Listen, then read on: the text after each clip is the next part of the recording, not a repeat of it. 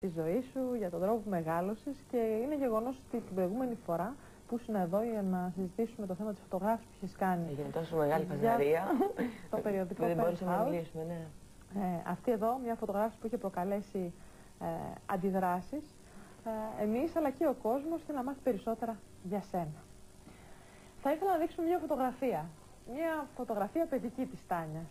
Και να μας πεις σε ποια ηλικία είσαι εδώ. Εδώ ήσουν σε ένα χαριτωμένο αγοράκι, φορούσες και γυαλάκια, βλέπουμε, ήταν για την ανάγκη κάποιες φωτογράφησης. Ναι, φωτογραφίες όταν ήμουν 9 χρονών, 8, μέχρι 10. Μάλιστα. Έλα λίγο πιο κοντά για να πέφτει σωστά το φως επάνω σου και να μην τρέμεις, παρακαλώ πολύ. Λοιπόν, ήσουν εδώ 9-10 χρονών. 9 χρονών. 9 χρονών. Από πολύ μικρή, από ό,τι καταλαβαίνουμε, μπήκε στον χώρο της διαφήμισης. Ναι. Έκανα και διαφημίσεις στην τηλεόραση. Σε διάφορες σοκολάτες. Θες να αναφέρω σοκολάτες, να κάνουμε διαφήμιση? Όχι, να μην αναφέρουμε σοκολάτες. Η τελευταία διαφήμιση που έκανα ήταν με την Ζέτα Μακρυπούλια. Ναι. Έκανε την αδερφή μου σε μια σοκολάτα μας σε ένα εστιατόριο, πολύ ακριβό, με χαβιάρι. Και μπαίνει ένα σερβιτόρος με ένα πολύ καλό, με ένα δίσκο, και ανοίγει το δίσκο και έχει κάτι σοκολάτες μέσα και σκονόμουν εγώ και έκανα τις λιγουρευόμουν και τέτοια. Βέβαια, η Ζέτα Μακρυπούλια τότε ήταν μικρή, πολύ μικρή. Τότε ήταν το κοριτσάκι της ιστορίας και με εσύ ήταν το κατσαρά. αγοράκι. Μάλιστα.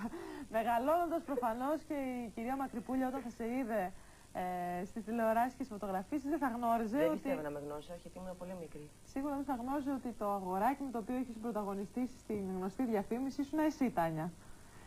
Τάνια, πότε άρχισες να αλλάζει συμπεριφορά? Από ποια ηλικία και μετά άρχισες να επιδιώκεις, να τίνεσαι σαν κορίτσι, να θέλεις να είσαι κορίτσι? Από τα 14 με 15. Πώς έγινε αυτό, πώς ξεκίνησε? Το ξαναπεί αυτό στην εκπομπή σου. Όχι. Εδώ βλέπουμε ένα γλυκύτατο αγοράκι, σαν όλα τα αγοράκια που βλέπουμε γύρω μας. Αυτή η φωτογραφία το επιδίωκες μόνη σου? Διότι ήσουν ένα μωρό, ήσουν ένα... Μ' άρεσαν τα μακριά μαλλιά. Δηλαδή είχες άποψη εσύ για το αν η μητέρα σου έπρεπε να σου αφήσει μακρύ μαλλί ή όχι στα 8 και στα 9? Όχι.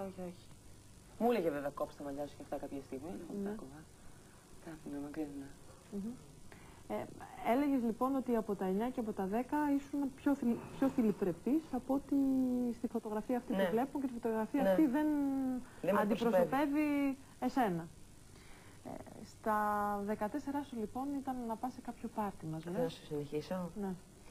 Ήταν αποκριές και είπαμε ότι θα πάμε με κάποια παρέα σε ένα πάρτι. Η μητέρα μου βέβαια δεν το ήξερε αυτό, νόμιζε ότι πάω σε μια φίλη μου για να κάτσουμε να δούμε τηλεόραση, να δούμε κανένα καρτούν και τέτοια.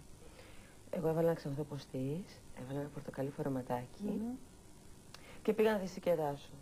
Όπου κάποια στιγμή, καθώς διασκεδάσαμε στο μαγαζί, έβαλα ένα τραγούδι της Βουγιουκλάκης. Αυτό το είπα και μέσα στο Penthouse και είναι αλήθεια. Ανέβηκα πάνω και άρχισα να κάνω το Βουγιουκλάκι. Είχα και ένα φίλο μου, τέλος πάντων, ναι. Αυτός έκανε το Μιχάλη και έκανε το Βουγιουκλάκι. Είδα ότι τους άρεσε πάρα πολύ αυτό που έκανα. Και μου έδωσε και ένα θάρρος εμένα πιο πολύ από αυτό που ήθελα να το βγάλω πιο έξω.